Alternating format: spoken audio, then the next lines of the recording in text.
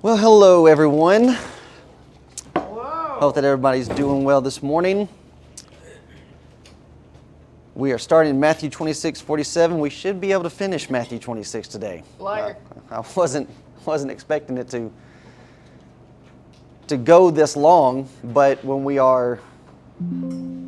we're just considering everything that's piled into this event and not just focusing in on Jesus and his behavior, which that certainly is important, but as we're taking into consideration what's about to happen with Judas and what he's going to do, what the picture is being presented for us when they come to arrest Jesus, and then what's going to transpire even further with Peter in his denial of Jesus and that 3 times, there's just a lot to stop and pause and meditate and really contemplate on, especially as we are considering that throughout our study we've been emphasizing how important attitudes are. Attitudes and motives. And we are getting very good lessons on what we are going to encounter as we're trying to help people in their spiritual walk. The attitudes and actions that we're reading about with the Pharisees, even here with what's about to happen with Judas and what his betrayal of the Savior. This kind of stuff still goes on today. And it's like just a prime example.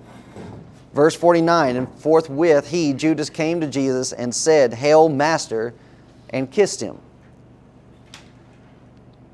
It was either the day before or 2 days before my sister stole my money from my work account. She was over at mine and Christina's house, and we're talking about this stuff. And before she left, she hugged us both and gave us a kiss. And then 2 days later, she's stealing my money. She also told you she wouldn't touch it, right? And she also told me text messages she wouldn't touch it. This kind of stuff still goes on. The level of betrayal that people have the potential of doing. And then even with that, as we've gone through our study, we're even right here in this chapter, we're finding out even the ones that are closest to you can end up being the ones that betray you. But what is it that causes them to do that? It's these type of temptations. It's these type of attitudes, these type of motivations. Judas was a thief. He was covetous. He was materialistic, and so are the Pharisees. So moving on, verse 47, while he yet spake, lo, Judas, one of the 12, came, and with him a great multitude with swords and staves from the chief priests and elders of the people. Now he that betrayed him gave them a sign, saying, Whomsoever I shall kiss, that same is he. Hold him fast. And forthwith he came to Jesus and said, Hail, Master, and kissed him. Now just take into consideration, as we said, the picture here. Here's Jesus in the garden, and he's praying. And don't forget, we're still in the time of Passover. So this is a time that we're supposed to be thinking about mercy, compassion, and how God overlooked or passed over Israel so as to spare their firstborn children. And then this is what the Pharisees and these Jews are involved in doing. This whole situation is unnecessary. They came with a great multitude. And Jesus is going to end up asking them, it's like, who are you expecting to find that you feel like you've got to use this level of force?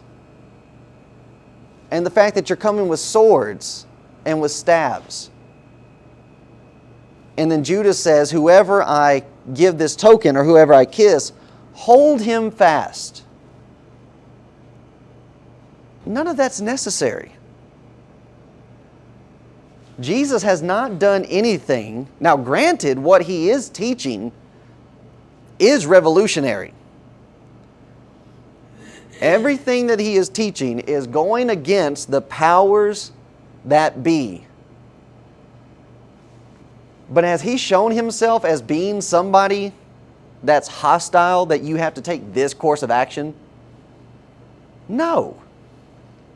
Now, granted, you may not like what he's saying, but what he is saying is not putting him at a level to where this is an acceptable action. I was just thinking, when it came to the demon-possessed man, I'm blanking, and no one could hold him down. Yeah, Matthew chapter 8. Yeah, but Jesus came, just the one man, and they ran out into the swine. You know, that much power, is that what's going through their head right here? Is like, oh, he's doing all these things, we can't contain him, we need this? Or is this just, like you're saying, would it be just for show and like, we got you? Could be a mixture, but I'm leaning more towards the second. To where before all of this is, so Matthew 23, 21 and 23, you have the back and forth between Pharisees, Jesus, Sadducees, Jesus, and Herodians and Jesus puts them all to silence. He shut them up quick, fast, and in a hurry. And now it's a thing of, well, yeah, you've embarrassed us, so now we're retaliating this way. They're reclaiming their authority. There you go. It's all of us trying to establish their control. And it's just, yeah, all it is just a big show of force. But what people don't realize is when you act this way, what does it actually show? So like you're saying, okay, it actually shows fear. That here's this man, and he's got this little group of 12 that's following him around, and you are so afraid of him that you've got to come out and do this? They think it's strength, but it's actually weakness. And then you take on top of that, when is this taking place? The dark of the night. All right, the dead of night. You would not do this in public in the daytime when people are able to see you in your strength, in your show of force. But you're doing it here when nobody's around. This is bully mentality. This is bully behavior. And you just look at this like, oh yeah, you're so tough. You're so big and bad, laying down the law. But this is really just a big joke. You're showing just how afraid you really are. Now again, think about modern application and how we can see this type of thing go on. When we first were out doing our casino stuff, and we set up right across from the Quatucknuck, just 3 white dudes and a table. And then management from the casino shows up. How many tribal police? Was it just the one tribal police officer? One tribal. All right, so 1 tribal police officer, 2 Polson police officers, and then some higher-ups from the actual tribal council show up to tell us to leave. You've got to do all of that just to ask us to leave? And they didn't even realize 2 of them were Indians. Right. And it's just like, okay, you're showing just how fragile this is. Now, a lot of people would look at that and say, oh, well, you don't need to kick against that.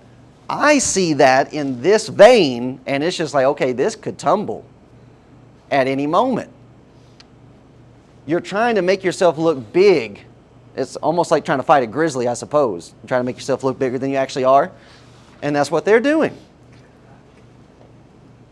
That kind of stuff goes on all around us. So when we see this type of behavior, we do not then need to step back and say, well, what did I do wrong? When I see that kind of stuff happen, I'm on the verge of, we're doing something right. We're doing something so powerful and something that's so strong that they've got to react that way.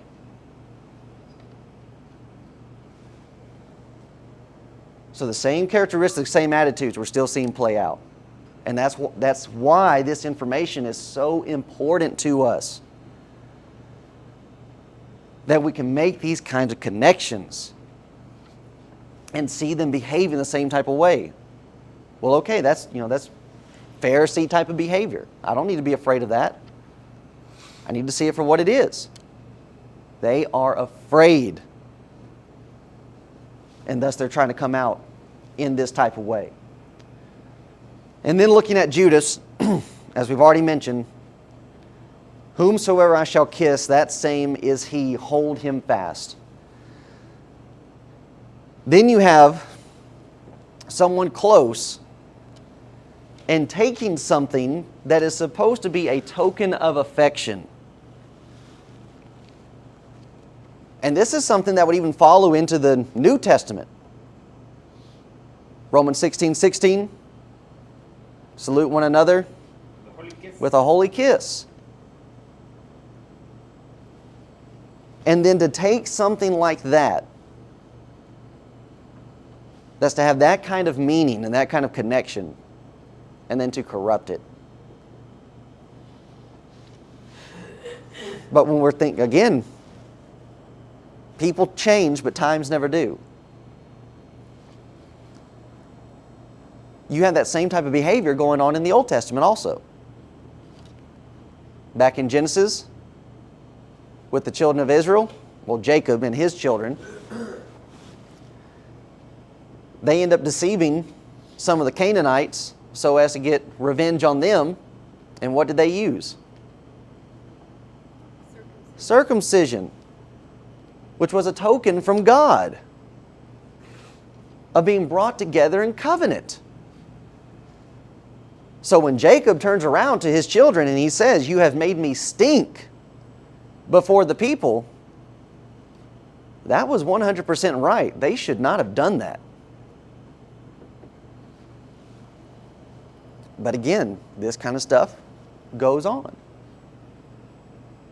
How that people will in fact use affection as a means of betrayal. It's not genuine. It's false. And thus, we have to be careful. We have to make sure that if we are in fact doing something, and then even going further and calling him master. Hail master, those are empty words. Well, he's doing the right things, he's saying the right things, but he does not mean it.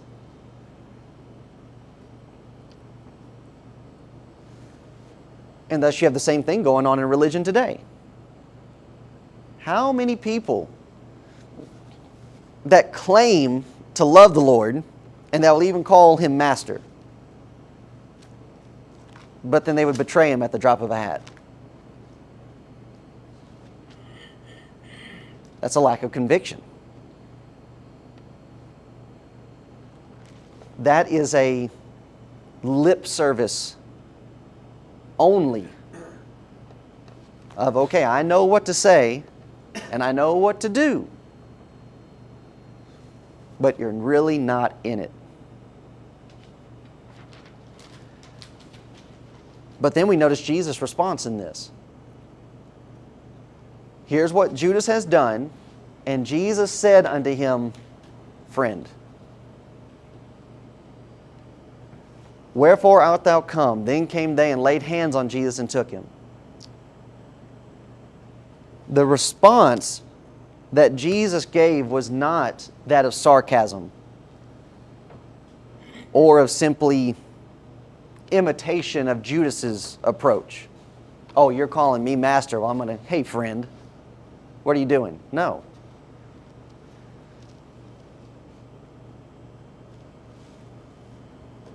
At the end of this betrayal was not personal. And as we were going through our Corinthian study and we were studying through that on how to deal with problems properly. The first thing is that you cannot take the trespass or the offense personal. but that it must always be the recognition of this is happening because sin is taking root in the heart.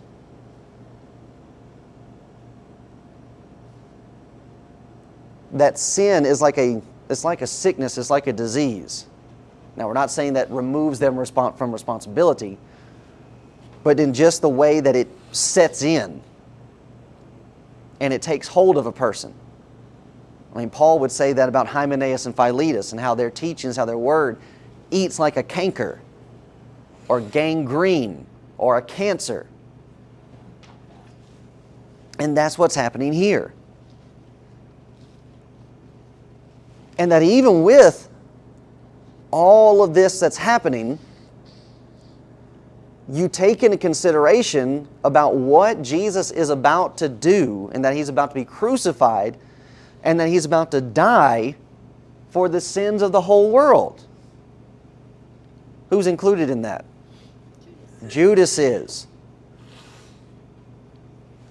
And thus that's what Jesus ends up presenting to His apostles, and I'm blanking on if Judas was actually there for that in John 14, 15, and 16. I was thinking he had already gone too.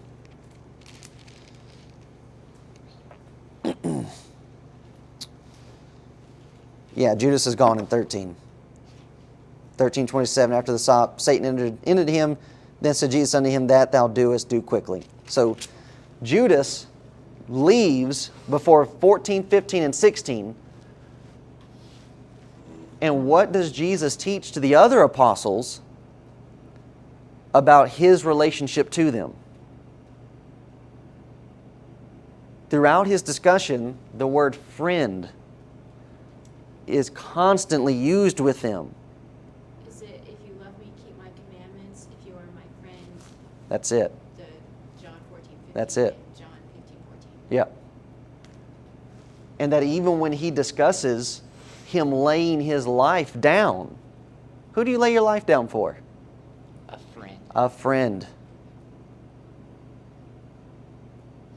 All of that is in play when Jesus calls Judas friend. That yes, you are betraying me, and yes, you're going to kill me.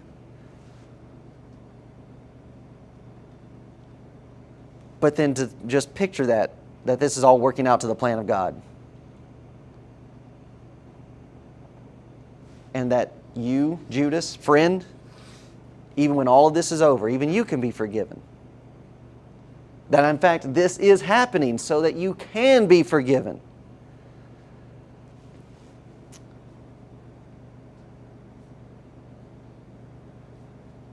Then when we put ourselves in this situation,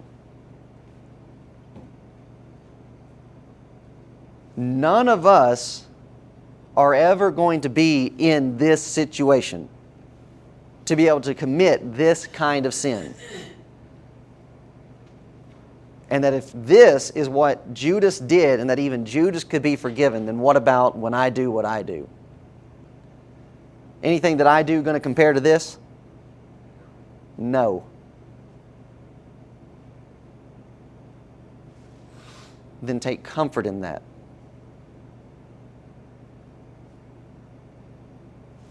That if Jesus could look at Judas in the midst of all this and still call him friend, then what about when I commit the sins that I commit? He can still look at me and call me friend. And that even if you go back in Matthew 21 in the parable of the marriage feast and the man that's thrown out without a wedding garment. When the king comes in to examine the guest and he finds the man without the wedding garment, what did he say to him? Friend. Now he still cast that man out, but we're finding from all of that illustration that what's being done, again, is not from a position of personal offense. He still called him friend, and he still punished him. And in this situation, it's okay. Friend, there is still redemption that's possible.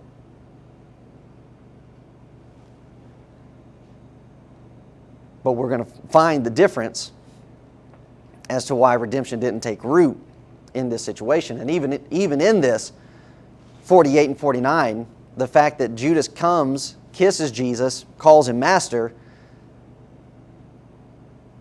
while the denominational world would view this and say, oh, well, that should be enough for salvation, and yet Judas isn't going to make it to heaven according to them.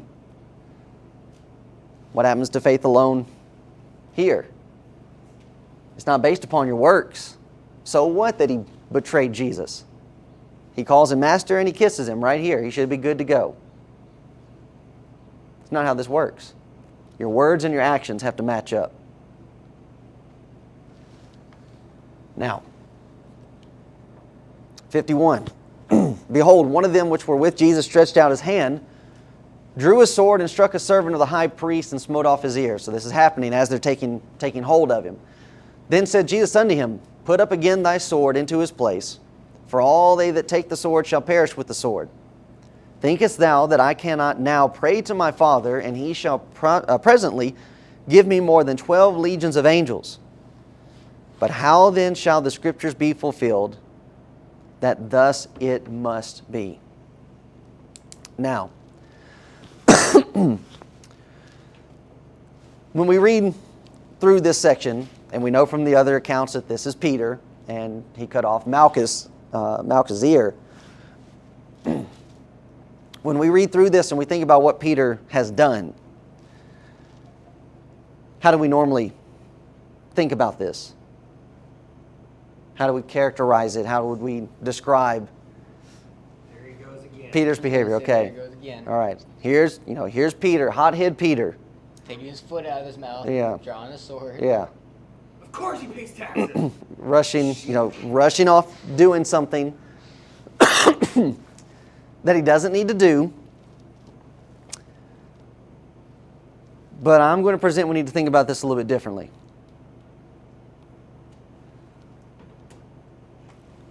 That in fact, would this not be, well, let me ask it this way. All of this has transpired. Peter does this. What did Peter say before they went into the garden? I'd be willing to die for you. I would be willing to die for you. Peter's a good friend. Now, bringing that into play, is that not Peter attempting to follow through with what he's already said? It is.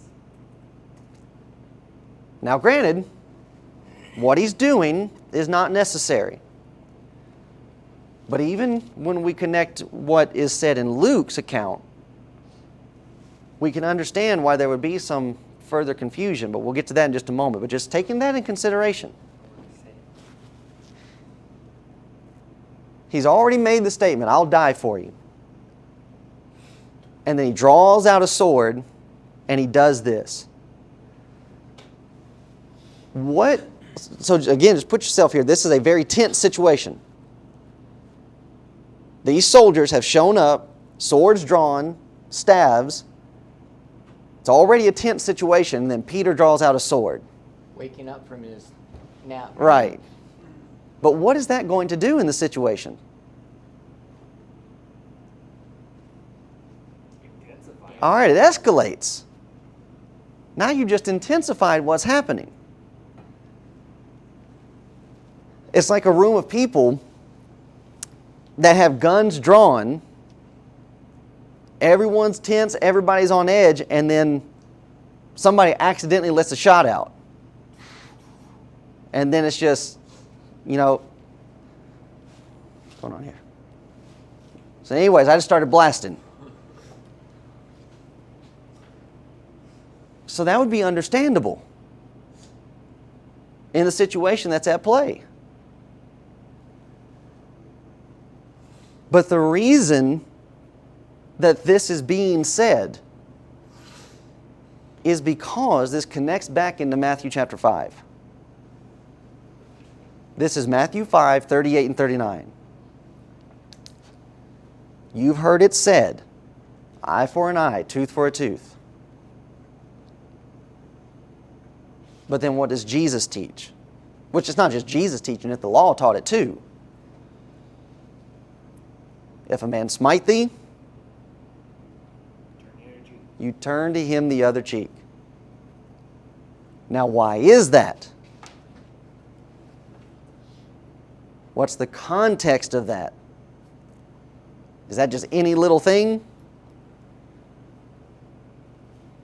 Or is that not said in the shadow of something else in Matthew chapter 5? It's in religious context. Okay, Matthew 5:10. Blessed are they which are persecuted for righteousness' sake.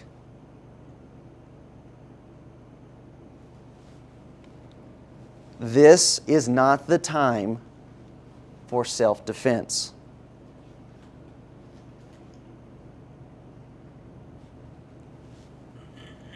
And that Jesus is presenting here, for all they that take the sword shall perish with the sword. You reap what you sow. And that in this religious setting, as to why they're doing this, they are taking hold of him because of what he is teaching. They are taking hold of him not because he's an evildoer, but because he's a righteous man. Here's Jesus practicing what he preached. Suffering for righteousness' sake.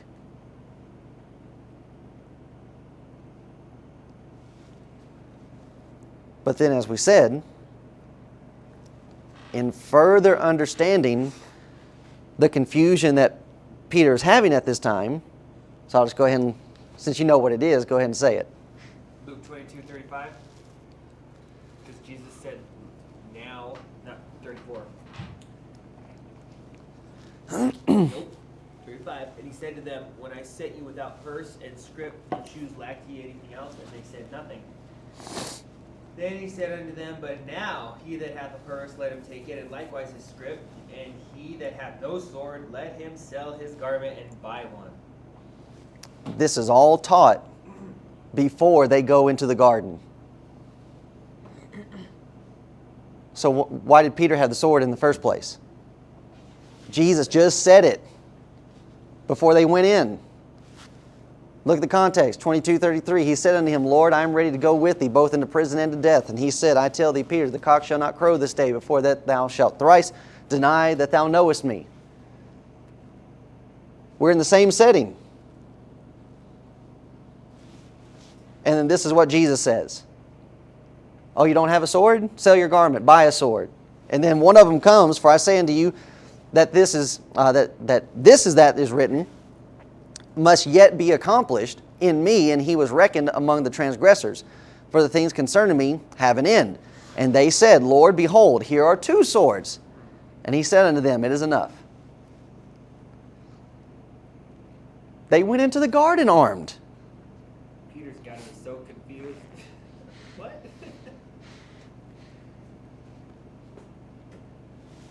Can we not give Peter some space here? I can, at this juncture. And so even then, for Jesus to say, watch and pray with me, I didn't think of this ahead of time, but now I'm just curious as to what that word watch actually means. Kill. I have the feeling it carries the idea of defense.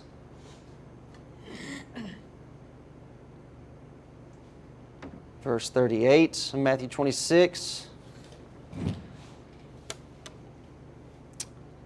To keep awake, to watch, be vigilant. Wake, be watchful, but it's from another word. Let's see what that other word has to say.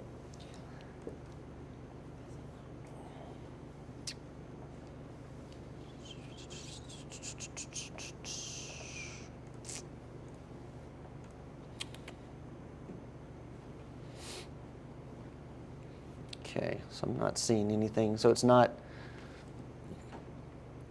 not connected to the other words that are oftentimes used in, like the keeping the watch of a fortress or something like that. The idea that you're going to give defense of it.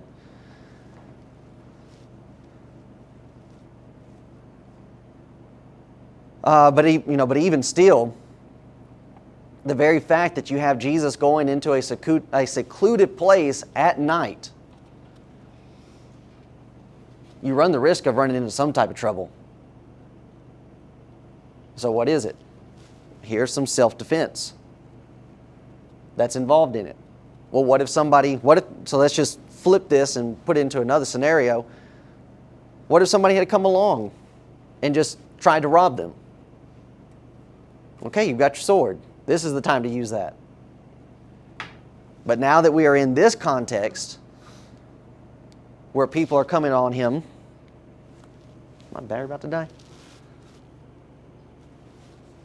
That people are coming on him in a religious setting, wanting to take hold of him because of what it is he's teaching and what it is that he's claiming, then this comes into play. Thinkest thou that I cannot now pray to my Father, and he shall presently give me more than 12 legions of angels? That if it really was necessary to try to escape this, that then God would make a way out.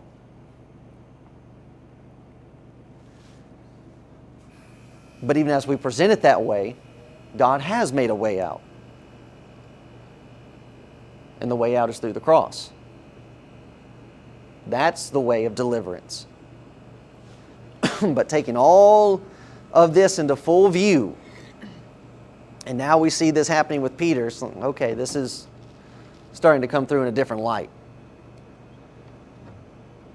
And it's funny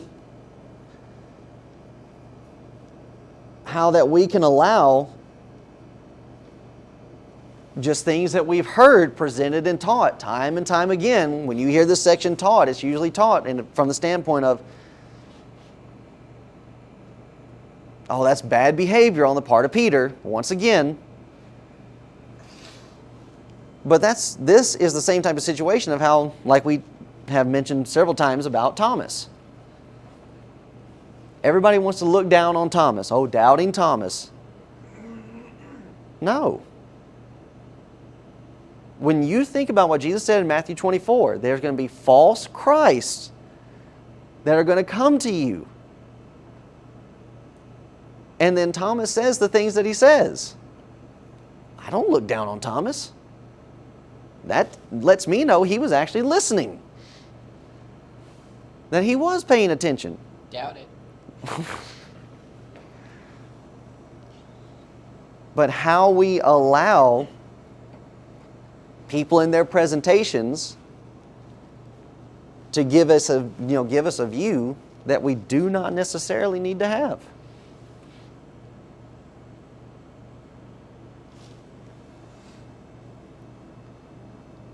So it's the idea of Acts 17:11. With everything that is presented, we need to be like the Bereans. Okay, I'm hearing what you're saying, but you know what? I'm going to run through and to find out what you're presenting if it's actually accurate. Just because somebody calls themselves a brother, calls themselves a gospel preacher, and ends up presenting something in a lectureship or a book or what have you, doesn't mean that it's factual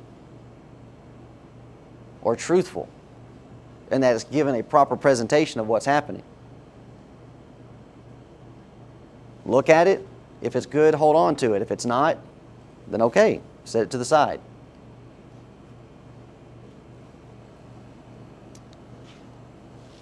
So then moving on, 55. In that same hour said Jesus to the multitudes, are you come out as against a thief with swords and staves for to take me? I sat daily with you teaching in the temple, and you lay no hold on me. For most of Jesus' trial, he is not going to say a word. And that because there's no need for him to.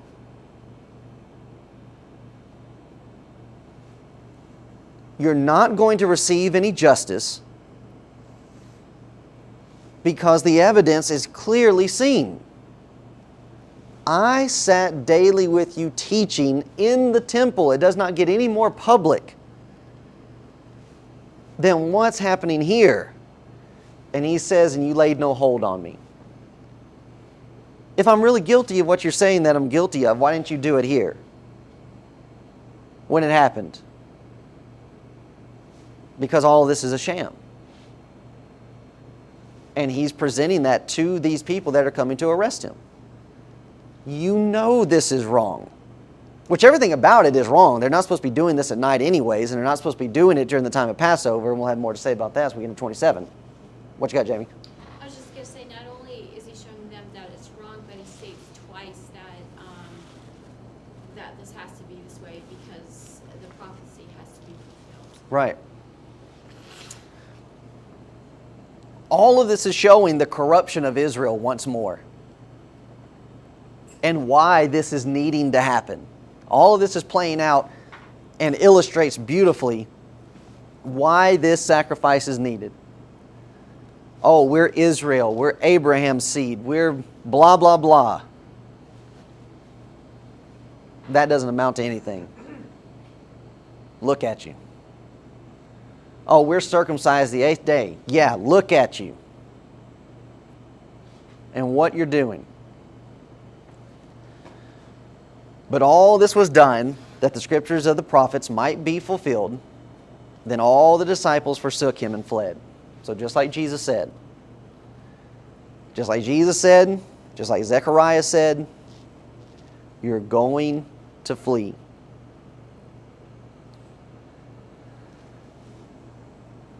And that all of this is playing out in the dead of night. Nobody's around. There are no witnesses to view what you're doing behind the scenes. It's just, again, this kind of stuff goes on today. We have our politicians. And what was it, 2 years ago, 3 years ago? No, what was it?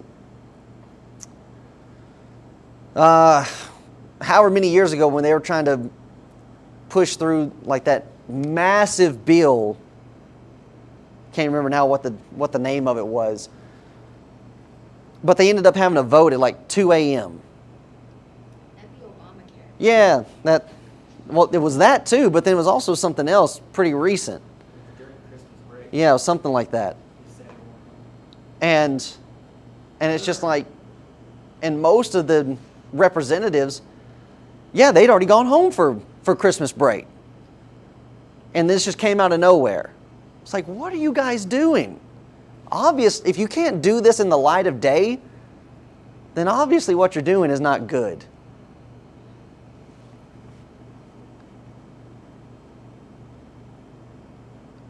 And that just the level of deception, deceitfulness, and it's coming from religious people. The very elite. And it's simply because they think that they can. Well, who's above us? Who's going to come down on us? They've forgotten that there's somebody above them. Just like Jesus said, the Pharisees, they sit in Moses' seat. They're at the top. And as they're abusing the people, they're forgetting that there's somebody above them that's going to discipline them.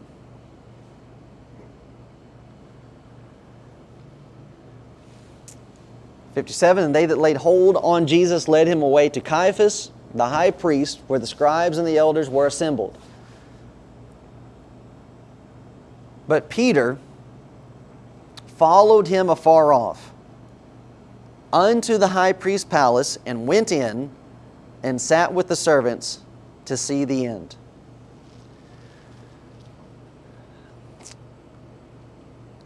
here's going to be the difference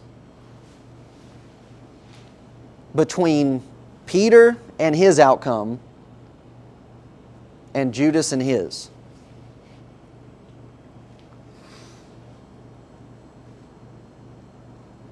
I have no doubt that Peter loved Jesus. Even with all the mistakes that Peter made, you can tell that Peter loved him. And it's because of stuff like this. Okay, Peter, you've spoken out of turn, saying that you'll die for the Lord when He says that you're going to run. But no, you've got to argue with Jesus. And then, when you should recognize, okay, this is not a time to bring about physical retaliation, you do that and Jesus has to correct you. Put it away. And then He ends up healing the person that you just injured. And then just like Jesus said, you end up running away. And yet Peter keeps coming back.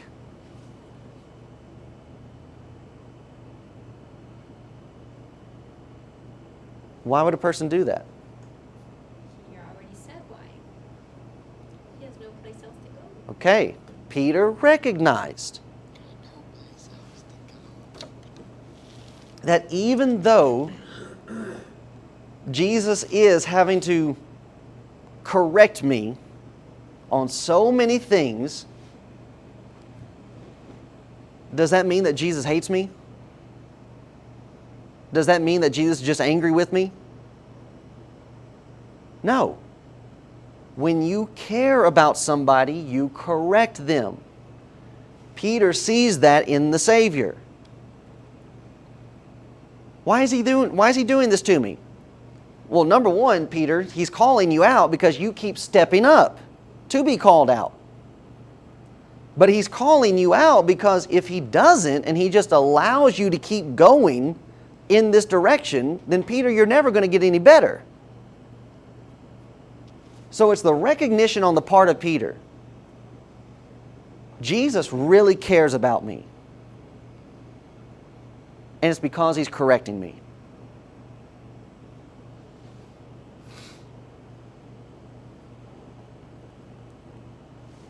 With all the correction that Peter went through, Peter never acted differently towards Jesus.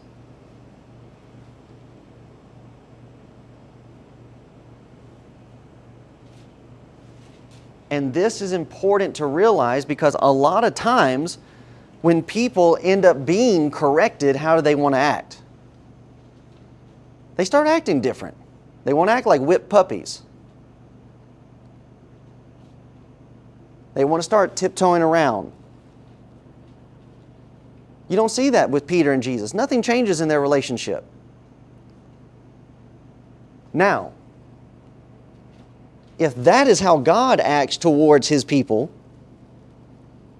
and we're supposed to love as God loves, and we're supposed to forgive as God forgives, how are we supposed to act with one another? It needs to be like this. There's no reason to start becoming sheepish and timid just because you've had to be corrected.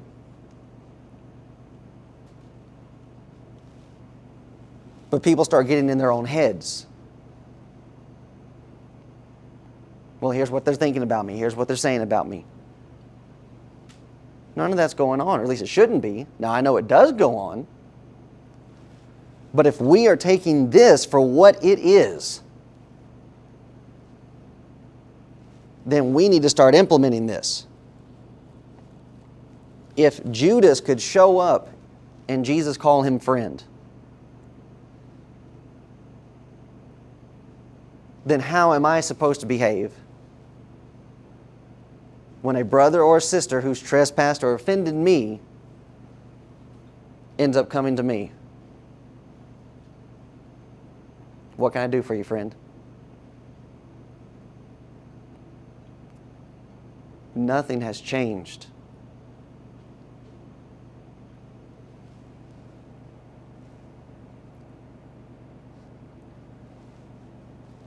Now, to a small degree, something has changed here. And it's shown by the description. Normally, when Peter's following Jesus, he's right there with him. But now here's Peter and he's following him afar off. He's still following, but it's not as closely as it was.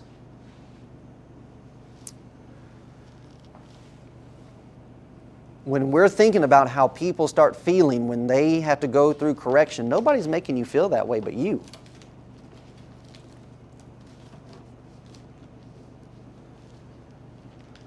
Should there be embarrassment? Yes. Should there be shame? Yes, there should be. But that does not mean that we walk around with that embarrassment and that shame all the time. Just make it right and don't do it again. And we go on. It's what Paul wrote to the Corinthians. Brethren, in knowledge, be ye not children. But then what's the next part? Malice. But in malice, be ye as children.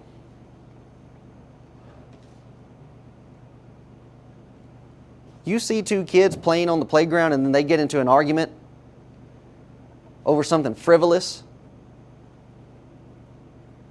I'm not supposed to say this in preaching and teaching, but something that's just downright stupid. And somebody steps in and does some correcting, but then how do the kids behave after that? Like their best friend. They go right back to playing. That's how we're supposed to be.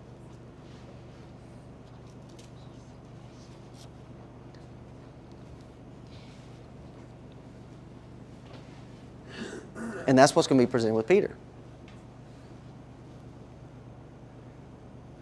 Peter's an example of this. But here's Peter, and the love that he has for Christ, it's in peril. We sing the song, When My Love for Christ Grows Weak. Here we see some of that playing out with Peter. He's following, but he's not following like he used to. He loves the Lord, but he's not as close with him as he was. He followed afar off. He's not coming close anymore. Here we have a picture of what happens when love becomes confused. When we misunderstand love, especially God's love, and how love actually works, then we get ourselves in trouble. And there are plenty of people around us that they have a lot of ideas of what love is and what it's supposed to be. They're just wrong.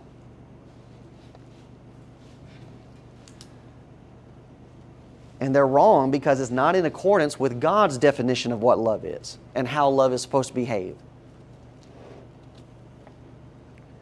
Many look at what the Father is about to have happen to His only Son, and they will say, that is not loving.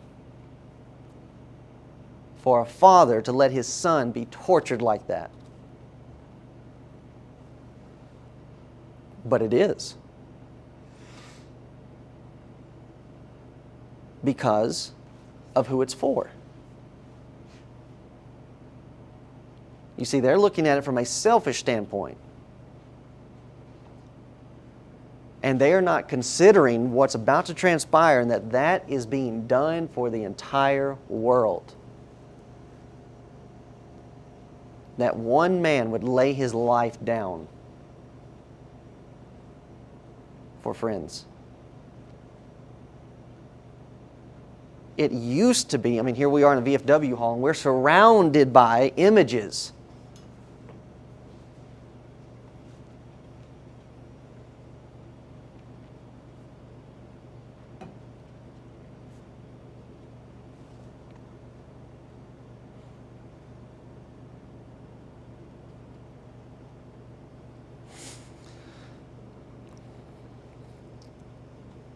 Of men that put their life on the line.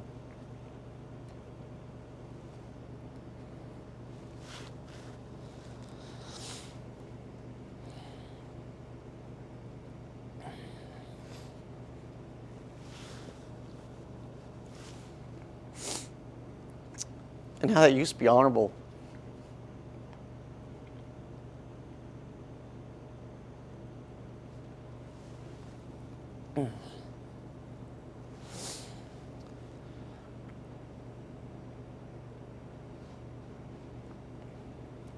And now we live in a time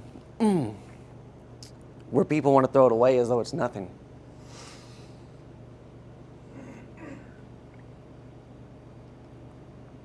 Is it any wonder then that we cannot have people fully appreciate what's happening in these scriptures?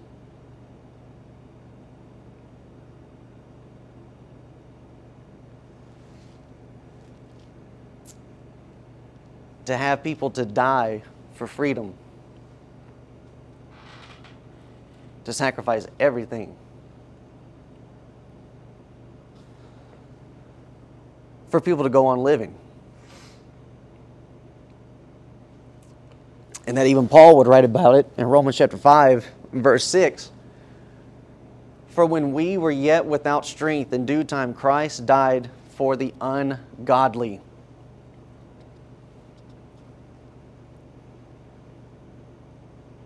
People that do not deserve it. Judas, Caiaphas, Pilate. Christ died for them. For scarcely for a righteous man will one die, yet peradventure for a good man some would even dare to die. But God commendeth His love toward us, in that while we were yet sinners, Christ died for us.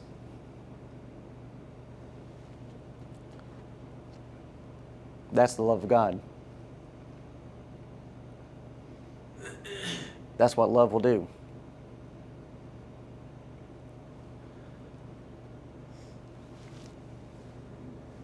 But when we get confused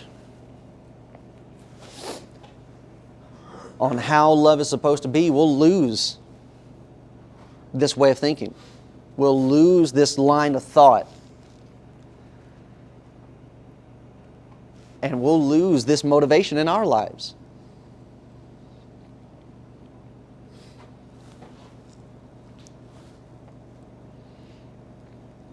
That if we were in the first century with these brethren,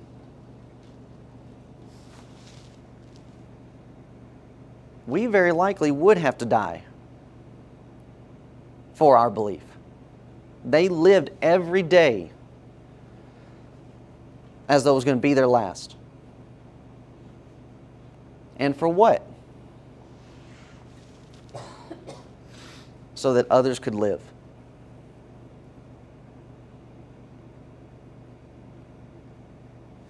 This is the highest honor that anyone could reach. And we do not need to let anybody take that from us.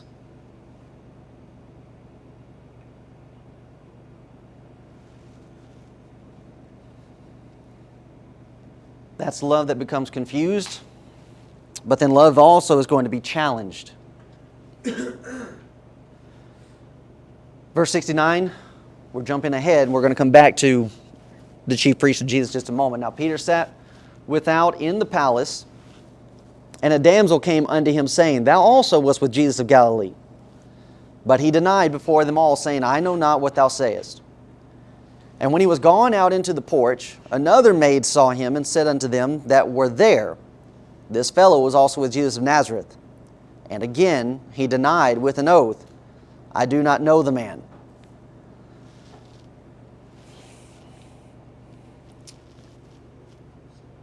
And after a while came unto him they that stood by, and said to Peter, Surely thou also art one of them, for thy speech bewrayeth thee.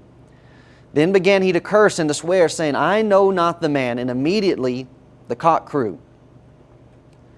And Peter remembered the word of Jesus, which said unto him, Before the cock crow thou shalt deny me thrice. And he went out and wept bitterly.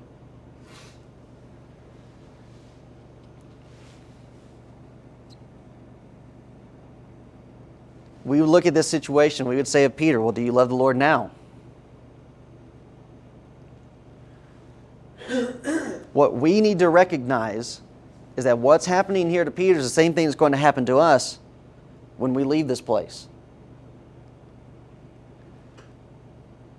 That when I go out into the world this week, my love will be challenged.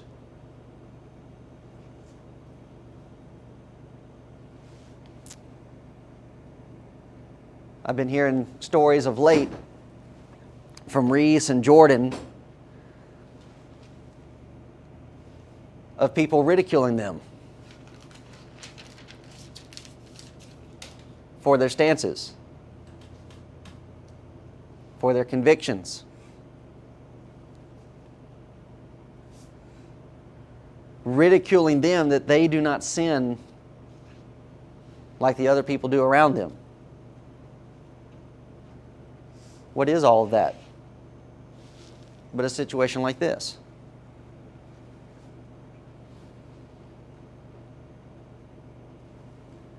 That's a challenge to get you to buckle.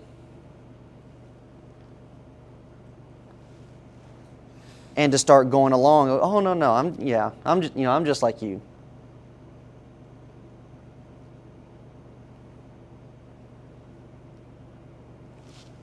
And then just to recognize how fast this is deteriorating for Peter.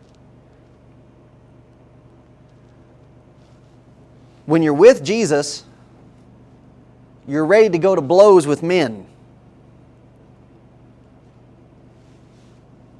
And now, 2 little girls come before you.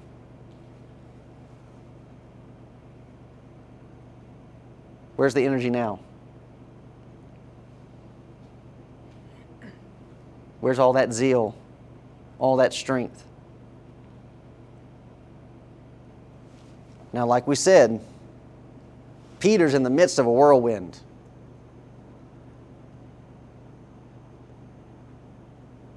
To where he was ready to go to blows for Christ, and he got corrected, and it's just, now here he is, just like, I don't know what to do.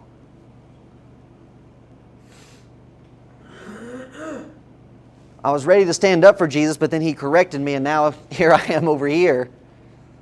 And these people are trying to put me in line with him, put me in league with him, and he's not wanting to do it.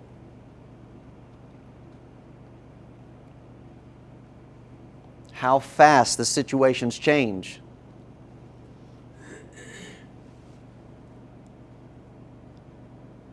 And how difficult it is to react when those situations do change. A couple of things. So he was corrected. Is this a time for him just like he's walking off and he's following, but he needs to have time to think about like what just happened? Is this one of those times that, so I was thinking of when Jesus goes off to pray and the multitude comes and Jesus finally goes, all right, like I'll help you guys. And Jesus was ready, but Peter right here, it's almost like he went off to think about like what's going on, and he might be mad at Jesus because he did correct him and like I was found wrong, and then I'll get back to it here soon, just off my game, whatever it was. And then somebody comes up to him and asks him, and he's not there. Is this a time, I guess, of weakness? Is that kind of what's going on? I wouldn't even label it as a time of weakness, as it is just everything's being turned upside down. And it's not just for him. So again, granted, Peter is doing more than what some of the other apostles would do. Now we know John is involved in this from John's account. John is the actual one that got him in to the palace. It's very similar to being back on the boat in the midst of the storm. Well, Peter got out of the boat,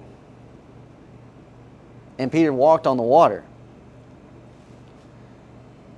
It's that, clearly there is, like, we're seeing with Peter, he's not going to give up. But that in the midst of this, he doesn't know what to do. He's also forgetting in the back of his mind that Jesus just told him everything that he's going to do. That's right. So he's not thinking that. He's just reacting. Yeah. And that's another key point, because isn't that really what ends up getting us into trouble, is we find ourselves in certain situations and we don't think, we just react. Knee jerk. And that's kind of what's going on here. That here's Peter, and he's not wanting to leave Jesus, but then, everything that's happening is just, well, okay, let me take a breath and count to 10 and figure out what I want to do. It's just, oh, this is happening, and the moment's like, no, I don't know him. And then it happens again. It's like, no, I don't know him. And it's just, man, slow down a minute and think what you're doing. Think this through. So there again, we're back into some of our other studies from this book on how it is that, okay, if somebody comes along and gives us a question, we don't have to answer right away. That in a lot of situations, it'd be better to just say, well, I don't have an answer, let me come back.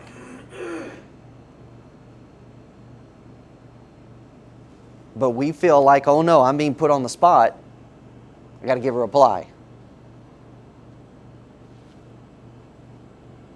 Doesn't need to go that way. Now, granted, I'm not trying to undermine or downplay what Peter's doing here. What he's doing is wrong. But if we're really studying and we're really thinking about what's transpired, and we're thinking about the love that's needed to carry us through, he's got some level of it, but it's not where it's needing to be.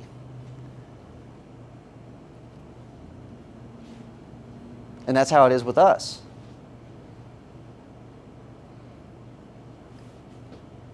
That love and that faith that's going to carry us through, it waxes and wanes.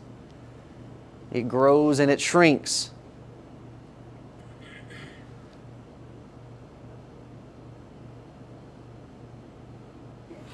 And then ends up bringing us into this position of cowardice. Love can become cowardly. That Peter denied 3 times, just like Jesus said, and twice to little girls. And then we take into consideration, him going out and weeping bitterly. Luke 22:60, and Peter said, Man, I know not what thou sayest. And immediately while he yet spake, the cock crew. And the Lord turned and looked upon Peter. That as this was happening, Jesus is just off in view.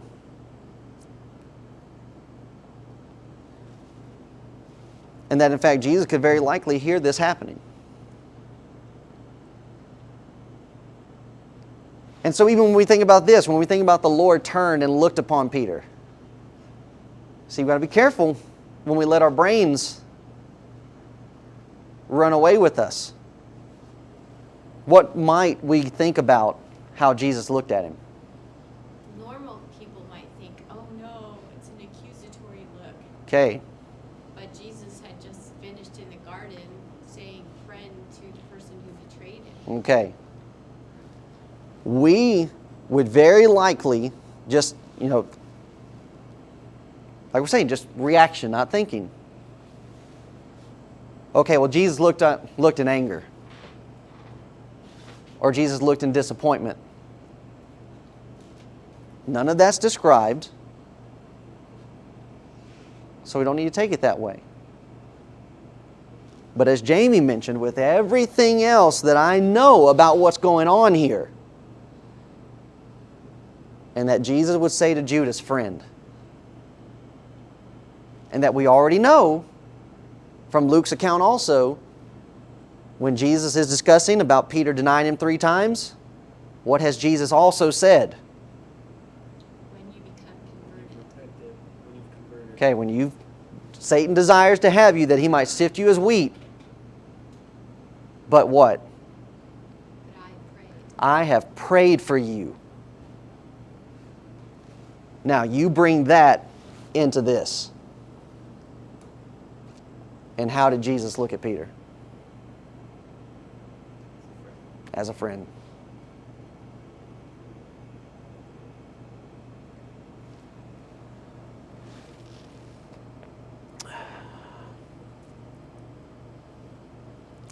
And then we see love that is contrite. Coming full circle, if you will. Peter went out and he wept bitterly. Here is love confessed. His love went through trials. But Peter never let it go. And that is why Peter ran to the tomb and why Judas hung himself.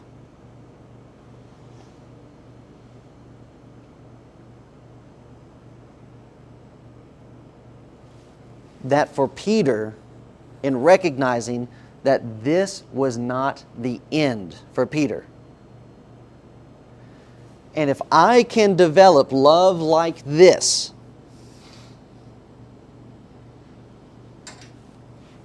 in recognizing, Peter recognizes, okay, Jesus loves me clearly. I know that. And so if I love Him, I'm not going to run away. When my love is challenged, and that when my love may fall short, and may even behave cowardly, but then have my love lead me to weeping, to confess sin, then love will carry us through.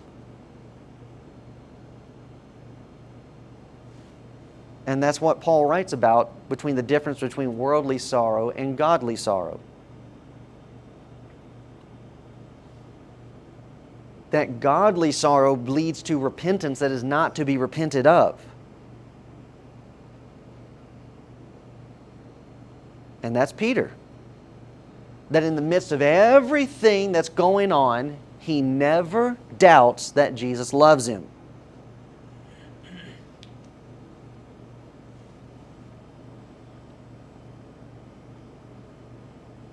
But then that's the struggle with all of us.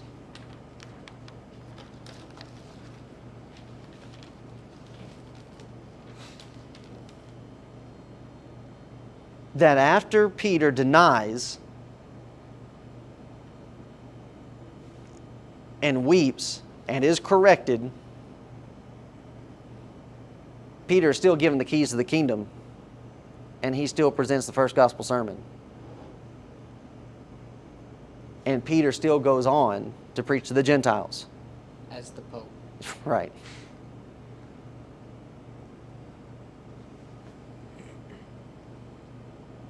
But then how do we, if that's how God is able to deal with Peter, but then how do we start thinking about each other? Well, they don't love me like they used to. Or they don't feel the same way that they used to because We had to go through this. No. That doesn't change anything.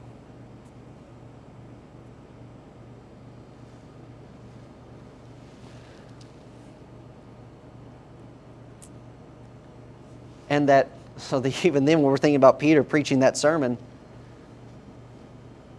that's just 50 days after this took place.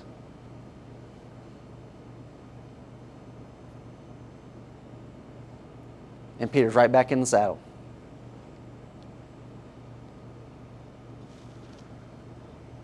We make mistakes, we fall short, we go through correction, we go through discipline, but we go on. We move on.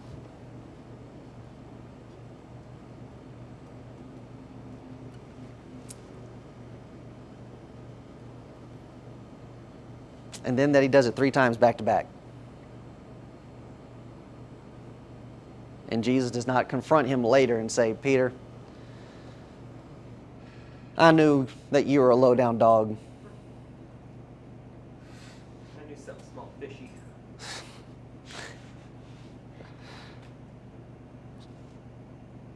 And because of what you did, I'm taking this from you and I'm giving it to somebody else. He didn't do that.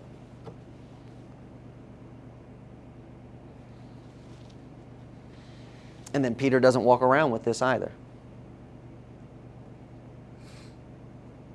He doesn't walk around as, well, I'm the one that denied the Lord 3 times. No. He gets a new line of credit. He gets a new line of character. Yeah, that happened. But we're moving on from that.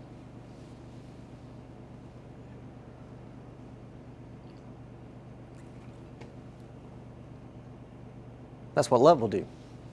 It's what faith will do. And if we strive to have that level of faith and that level of confidence in God and in one another, if Peter and Jesus could make it through this, then what can we make it through?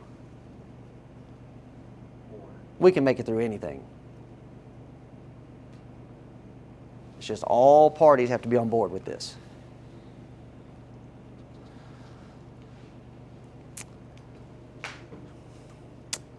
And then the rest of it is just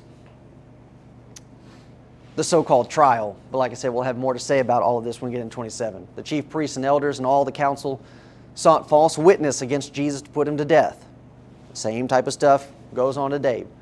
But found none, yea, though many false witnesses came, yet found they none. At the last came 2 false witnesses. The other gospel accounts tell us that the reason why this was because they couldn't get anybody to agree. They would actually bring witnesses so as to prove a point, and those 2 witnesses would actually end up talking against each other. So at that point, you have to throw the case out. It's a mistrial. Finally, at the last, they found 2 and said, This fellow said, I am able to destroy the temple of God and to build it in 3 days. The high priest arose and said unto him, Answerest thou nothing? What is it which these witness against thee?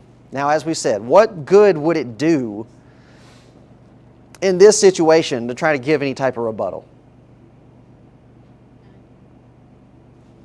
None. Everything about this is illegal according to the law of Moses. So what does that tell you about their care for justice and lawfulness? 0. What you got? Is it also Caiaphas that says we need to kill him? Yeah. Yeah, so Jesus knows that. Yeah. And even with that, so there again is another point as to why all of this is illegal. You cannot have the ones sitting in judgment being the ones bringing the charges. That shows a bias. And there again is a mistrial. Guilty, guilty. Yeah, exactly. It's just like, yeah, we want this, obviously. But Jesus held his peace, and the high priest answered and said unto him, I adjure thee by the living God, that thou tell us whether thou be the Christ, the Son of God. Now, where do you get this from this? There's no connection in that. So thus again, we're seeing the fault, the faultiness in their argumentation. There's no mention in this witness saying that he was the Son of God. Where's this statement coming from? You're saying the quiet part out loud. Exactly. Jesus saith unto him, Thou hast said, Nevertheless I say unto you, hereafter shall ye see the Son of Man sitting on the right hand of power and coming in the clouds of heaven. Verse 64 is a callback to Matthew 24:30. When you see the sign of the Son of Man in heaven and him coming in the clouds, judgment. Do not think that this destruction that's coming upon you is purely by happenstance. That this destruction, know for 100% it was not by accident. But that when you see this happen, know that God's hand was involved. That this is His judgment. And know that I'm sitting at the right hand of power. Just like I said it would be. Then the high priest rent his clothes, saying, He hath spoken blasphemy. What further need have we of witnesses? Behold, now ye have heard his blasphemy. What think ye? They answered and said, He is guilty of death. Then did they spit on his face, and buffeted him, and others smote him with the palms of their hands, saying, Prophesy unto us, thou Christ, who is he that smote thee? Everything about this, just on its face, is wrong.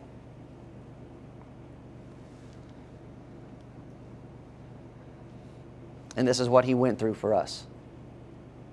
Not just for them at this time, but for us today.